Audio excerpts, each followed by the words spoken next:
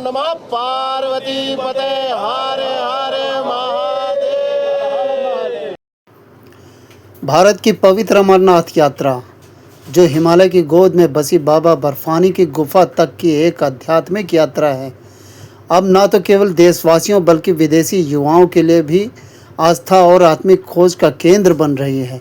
इस साल की यात्रा में 6 देशों अर्थात America, Canada, Germany, Britain, Australia और अन्य देशों से आए 9 युवा श्रद्धालुओं ने बालटाल मार्ग से पवित्र हिम शिवलिंग के दर्शन किए, जो भारतीय आध्यात्मिकता की वैश्विक स्वीकार्यता और आकर्षण का प्रतीक है। ये यात्रा न केवल धार्मिक महत्व रखती है बल्कि वैश्विक स्तर पर सांस्कृतिक और आध्यात्मिक एकता का एक अनूठा उदाहरण भी पेश कर रही है। विदेशी युवाओं में बढ़ता भारत का आध्यात्मिक आकर्षण। अमरनाथ यात्रा, जो हर साल सावन के महीने में 3 जुलाई से शुरू होकर रक्षाबंधन 9 अगस्त 2025 तक चलती है, अब अंतर्राष्ट्रीय स्तर पर आध्यात्मिक जिज्ञासुओं को आकर्षित कर रही है। इस वर्ष विदेशी युवाओं का एक समूह, जिसमें कनाडा के रॉस नॉर्मन लीच जैसे श्रद्धालु शामिल थे, ने इस चुनौतीपूर्ण यात्रा को न केवल शारीरिक बल्कि आध्यात्मिक दृष्टिकोण से भी पूरा किया।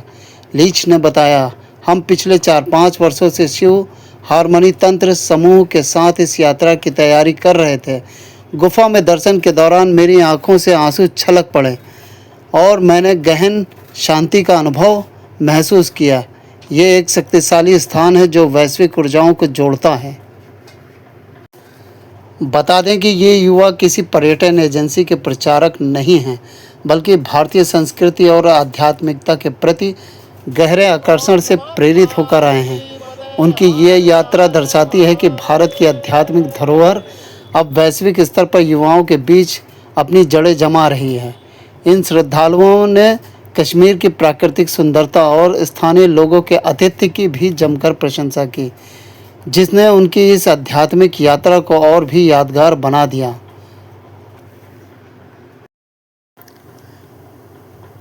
अमरनाथ यात्रा, आध्यात्मिकता और चुनौतियों का संगम।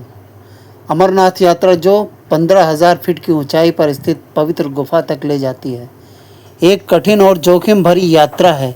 इसके बावजूद विदेशी युवाओं ने इसे उत्साह और समर्पण के साथ पूरा किया। यात्रा के लिए अनिवार्य स्वास्थ्य प्रमाण पत्र EKYC जैसे कड़े नियमों का पालन करते हुए इन युवाओं ने बालटाल और पहलगाम मार्गों से अपनी यात्रा शुरू की। श्री अमरनाथ जी श्राइन बोर्ड ने इस साल यात्रा को और सुगम बनाने के लिए हेलीकॉप्टर सेवाएं, RFID कार्ड और बेहतर सुरक्षा व्यवस्थाएं प्रदान की। इसके अलावा 58,000 सुरक्षा कर्मियों की तैनाती और जैमर जैसे आधुनिक उपकरणों का उपयोग यात्रा को सुरक्षित बनाने में सहायक रहा। इस बीच कनाडाई रॉस नॉर्मन ने कहा, यह यात्रा चुनौतीपूर्ण है, लेकिन इसके लिए मानसिक और शारीरिक तैयारी ज़रूरी है। कश्मीर के लोगों का आतिथ्य और गुफा की आध्यात्मिक ऊर्जा इसे अविस्मरणीय बनाती है। मैं सभी को सलाह दूंगा कि जीवन में एक बार इस यात्रा को जरूर करें। My name's Ross Norman Leach. I'm coming from Canada, here in Kashmir, and just experiencing some beautiful geology, beautiful nature, the immense energy of this cave. We just received darshan. My group, I'm coming with a group. We come from a lineage called Shivoham lineage of Tantra. And yeah, this group, we've been practicing sadhana for about 4 or 5 years in preparation to come here. And now we're here. And it's been a very beautiful thing. My experience at the cave was tears coming and an experience of deep silence inside. And yeah, I guess the curiosity towards Hinduism is just the understanding of the whole world is the energies. Yeah, the whole world is connected in these energies, and Ganesh and Shiva Shakti, all these things. They all are unified in this way. You know, Hanumanji is the devotion, the power. I feel we channeled this energy coming up here, and then yeah, meeting Mahadev here, and just the deep silence, meeting consciousness. It was very, very special. Yeah. So we understand here is that this cave was a place where Shiva and Parvati came together.